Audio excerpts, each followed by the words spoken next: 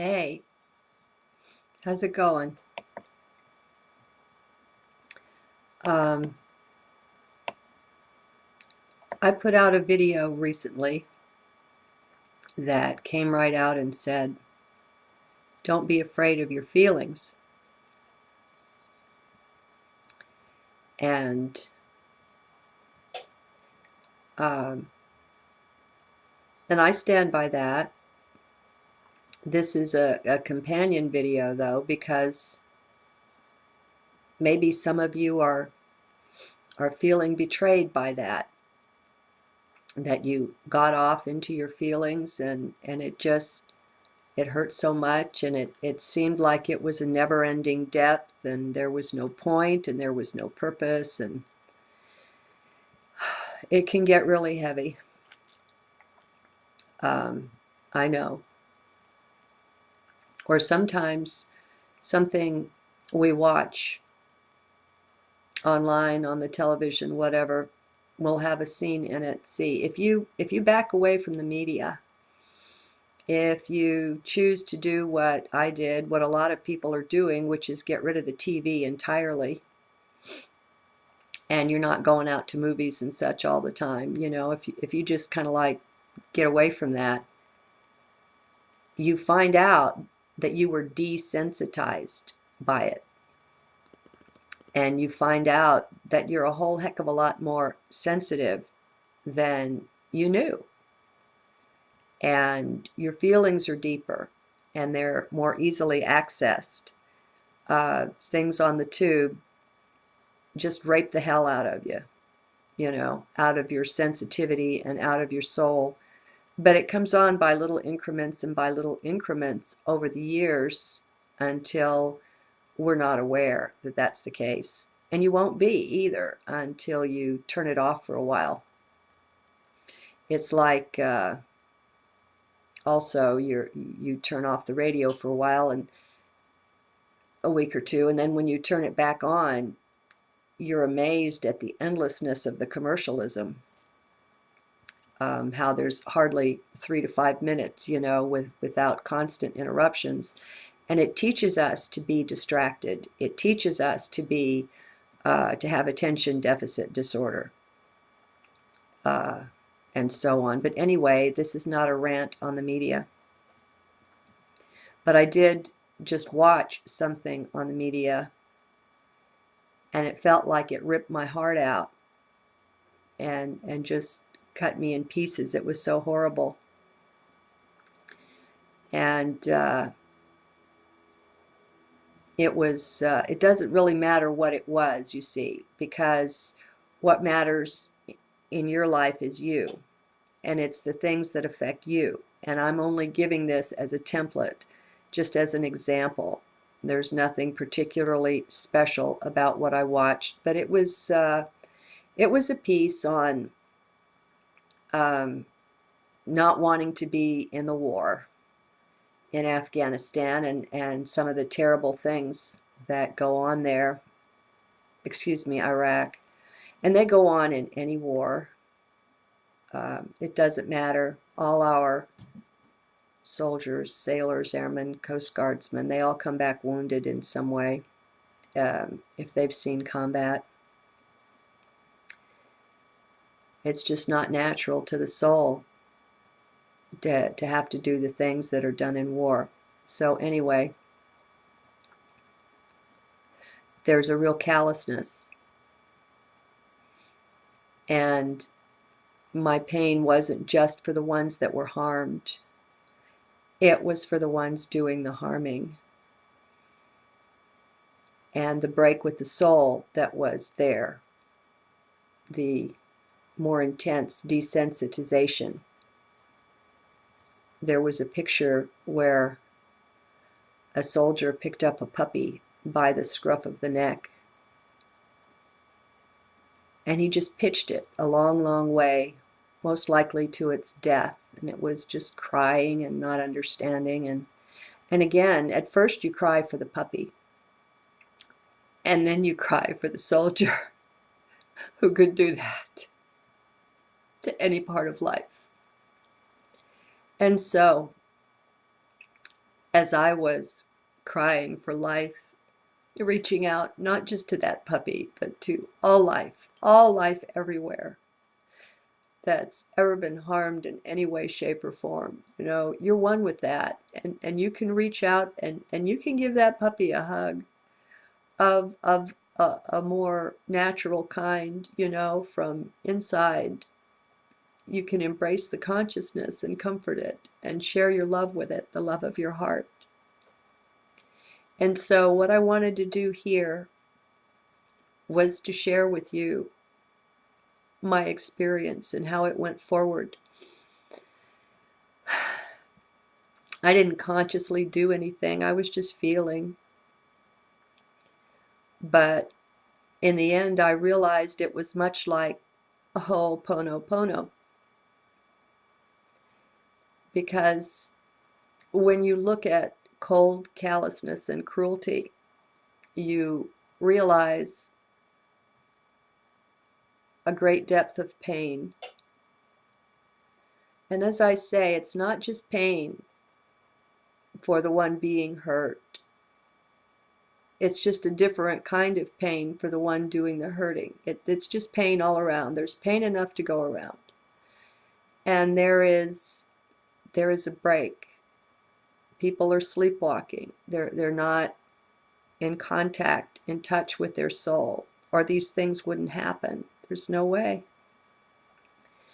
And so in your prayer, you find yourself praying for both sides of whatever it is, being both sides of whatever it is, reaching out with prayer for them, for love and for healing and for comforting, you know, all around, for the life that's hurt. And you better believe the life that's doing the hurting is also hurt. Don't be fooled. Don't be fooled. And so this isn't a rant on who causes all of that and all that kind of a thing. This isn't that. This is what to do when you're hurt. Sometimes it seems pointless and cruel and there's no fixing it.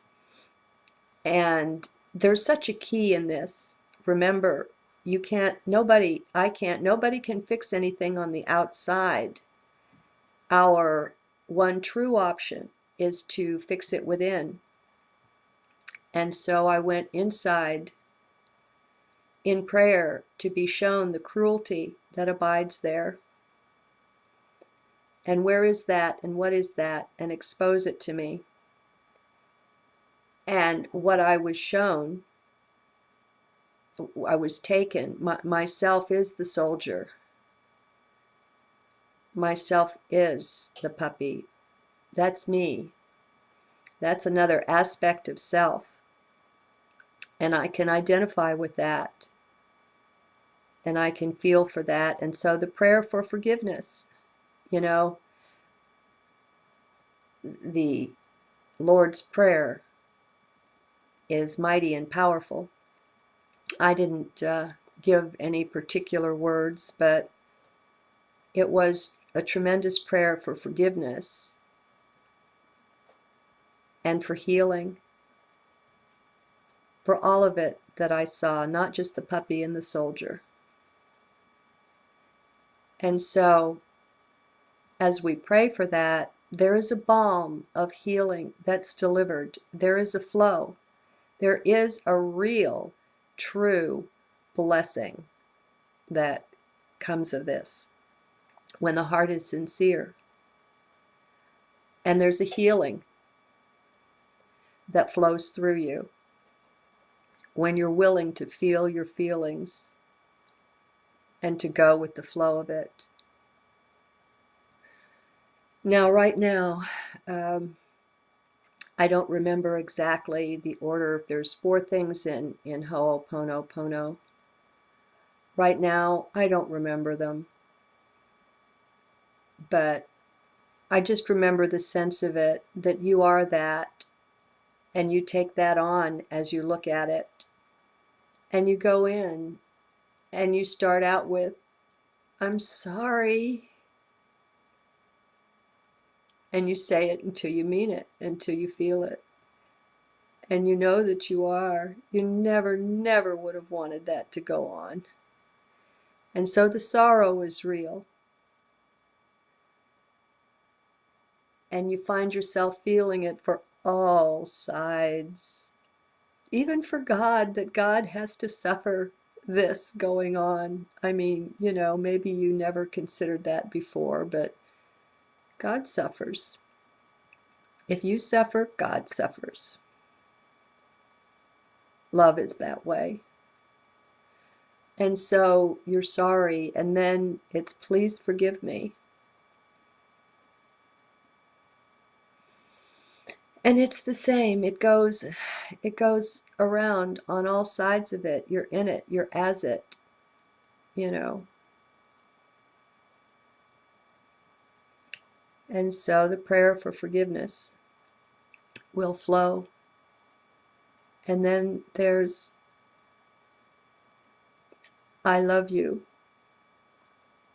And that when you're in your heart and in the midst of life this way, whether life is suffering or rejoicing is no matter. I love you is real, very real.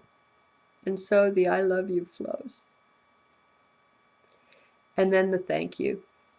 Now I might have gotten thank you and I love you mixed up. I don't know. But I wanted to share with you that this is about as deep a balm and a blessing as I know of. Sure, it hurts. Life hurts. We don't do ourselves any favors by avoiding it, by suppressing and repressing and running away from it. And when we don't allow ourselves to really get deep into the depths of it, we may get caught up in some cruelty ourselves, such as wanting to tear the soldier limb from limb, you know, and judgment and vengeance and quote unquote justice and an eye for an eye, you know. That's not love. That's not real. That's just a part of the natural feelings. But if you go deeper, you'll get past that. Or it's possible. I don't know. I can't speak for you. But I felt, oh God, how can I say I felt good about it? I just felt that there was a healing that happened. And I don't understand it, you know, I certainly can't quantify it or anything like that. But there's a blessing that can flow through you that is mighty and that is powerful. And it comes of plumbing your own feelings right down to the depth. I love you. Talk to you again soon.